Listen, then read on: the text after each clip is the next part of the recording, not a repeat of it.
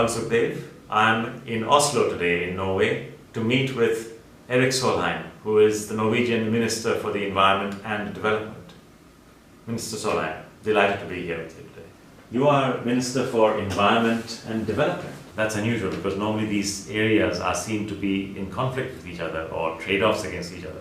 How is it that in Norway one minister looks after both environment and development? I think deep down every individual human being will know the answer, because the world needs the rapid economic growth and development to bring 1 billion and more very poor people out of poverty, but it cannot be done in a way which is undermining the economic foundation for the growth, which is the environment. Quite true. And is this the reason why the government of Norway, with your leadership, has actually been so prominent in helping out countries who want to introduce RED, a program for rewarding reduced emissions from deforestation and forest degradation? Yeah, we do this with basically two reasons, and for two reasons. One is to show solidarity with poor people and to assist them. The second is it is clearly in our own enlightened self-interest.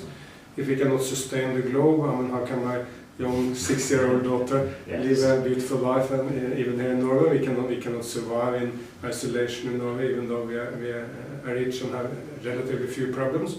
Only if we build a future for everyone, we can have a nice life. Which has got to be a climate-safe future, exactly. And biodiversity-friendly future. Yeah, that is so true. Well, I'm delighted that you have this approach and thinking here in Norway. Private sector is clearly vital to have a green economy.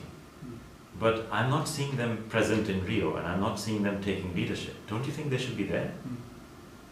I'm surprisingly to someone a great admirer of the private sector. I've been a socialist my entire life, but without the private sector we can come nowhere. I mean, most of the business in the world is in the private sector. Without the creativity of the private sector, with all the new inventions which can only come in the private sector, without the private sector getting things done right, how can we succeed? No, we can't. But the problem is that our current economy and the current way that we structure our regulations do not even require the private sector to disclose their externalities. So if there are emissions costs to society or freshwater costs to society in poor countries, or for that matter pollution costs, these things just happen, and because they are externalities, they don't get disclosed. Shouldn't we be working this into the system and making it necessary for these costs to be disclosed, measured, managed and reduced? We need much better systems for the corporate sector. It's a responsibility of the company, and a huge number of far-sighted global corporate leaders do a lot in this sector. But we should also develop systems for monitoring the sector and for accountability standards and systems under which the companies can be held to account and measured. I'm delighted you say that, because without the measurement we cannot manage. And frankly today we have a situation where with TEEB and with a lot of research that has come, there is the means to measure. So the technology of accounting for ecosystem services, for carbon, for all kinds of costs to society are there, but people are not using it. And it's good that you are supportive of this, because we need a few more countries. Today, very few. The UK has started, very few are doing that. Would you advocate that Norway becomes one of the countries who are looking at this as a way forward, as a way of improving the accounting frameworks for companies, so that at least information is made transparently more available? Absolutely. I mean, all information in these areas should be transparent. There should be standards as to how it should be measured. But we should also not underestimate the factor of the media and the non-governmental world and the public opinion. If a government makes the claim that it's a green company, or that it has a value chain which is responsible, they're also vulnerable to criticism if someone can point to problems with that claim. So a lot of the progress up to now has been this public opinion forcing companies or encouraging companies to do better, and also of course because companies know that if they have a brand, that brand may be severely damaged by bad public relations coming from this. Do you sometimes face political heat because your own pension fund has decided to disinvest in this company in India or that company in the US because they have a very strict ethical code in terms of conduct as well as product. Do you find this is a problem, or is this something that does not challenge? There are two aspects of this. On one side, of course, sometimes we are facing political challenges if the pension fund removes its investment from some big company in some big nation. They complain about that, true. But we have another, also maybe more serious problem, is that the pension fund is into about 8,000 companies all over the globe. There is no serious way to monitor all those companies. Some of them, of course, doing some very good work in some areas, while there are problems in others. And we would want to see the ethics standards here being improved, and also the pension fund moving into more positive environmental investments. But you know, that is about do no harm, a kind of do no horrible harm approach. But what about do more good, which means invest in the green economy?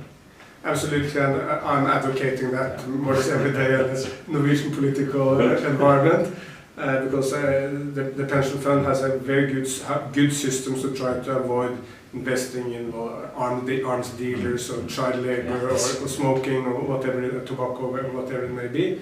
But the future, I think, is in using the pension fund as an investment tool for improving the world. That will, at the end of the day, also.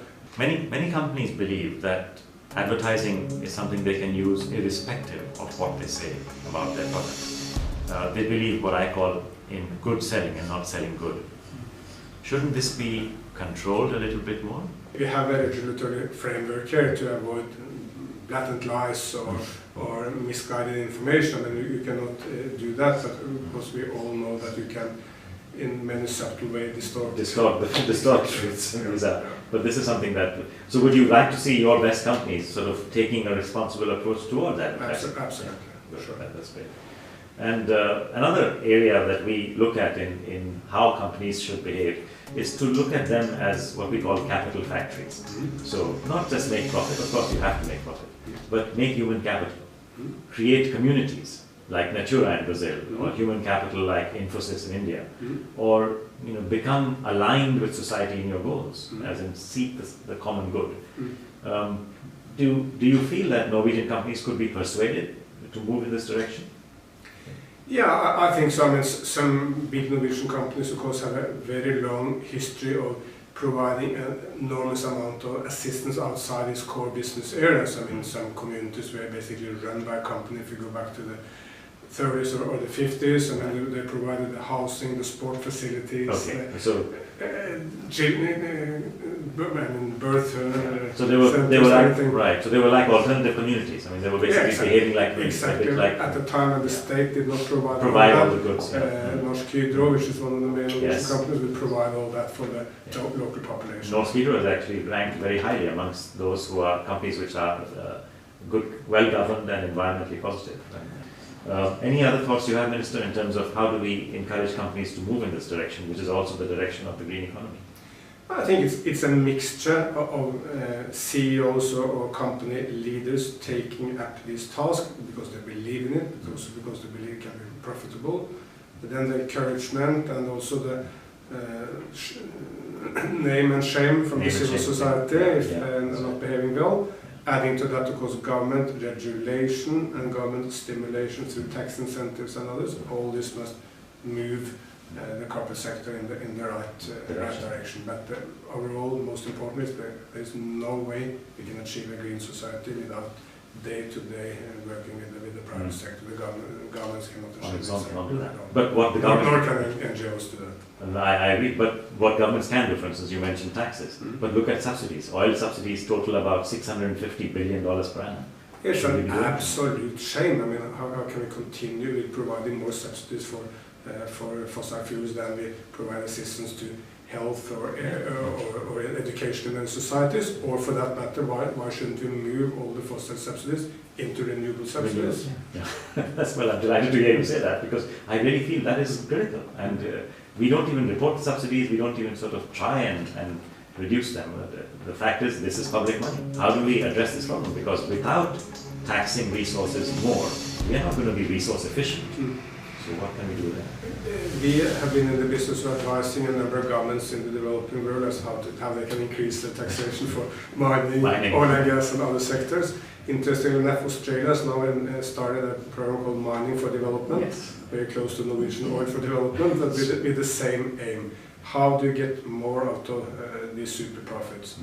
Because in Norway we have a 79% flat taxation rate for the oil companies, which is fairly high. That's a pretty high rate. I still recall when we mentioned this to President Lula in Brazil, you could see his brain starting counting. How many schools, how many roads, you get from 79% of taxes. Exactly. And Yes. all the oil companies at some point, they claim that we cannot do it, we will withdraw from the North Sea. No, as far as I know, not one single global oil Nobody has company withdrawn. has withdrawn. Yeah. They're all there, So- and they still make sound but not exaggerated profits. Sound but not fury. Yeah. But there is no reason whatsoever that a poor government in a developing world should accept super profits. Minister Solheim, we could not agree with you more, because you. that is exactly what CORP2020 is all about. It's about working together, corporations and the governments, to create a new world, a better world for our children. That was Minister Erik Solheim, Norway's Minister for Environment and Development. Mr. Solheim believes that we need to work towards a new world which is safer and better for our children, and that the private sector has a critical and central role to play in that. He also tells us how it is possible to do that with a more responsible private sector in which resource taxation is high.